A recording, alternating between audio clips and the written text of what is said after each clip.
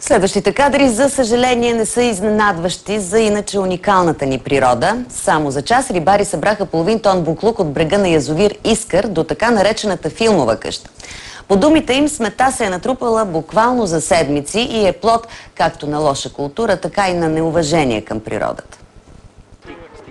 Вдигнали ръце от нечистотията край язовира, от който пие вода двумилионна София, рибарите захвърлиха за час въдиците и вместо с пастърва или шаран напълниха пликовете с изхвърлени обувки, пластмасови бутилки и фаянсови артефакти. Намерих си парченце от туалетна чиния. Такива неща не падат от небето. Това някой е домишлено дошъл тук и го е изхвърлил.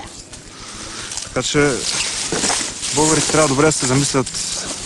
След като събраха няколко стотин килограма отпадъци, риболовците обявиха добрата новина, че след всяко почистване на брега, събраните отпадъци са все по-малко от преди.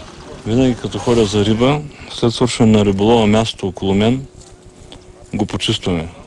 Събираме го в кисийки, в колата и в контейнера пред блока. Това е в нашето семейство. След почистването буклукът беше отнесен в сметището на Самоков.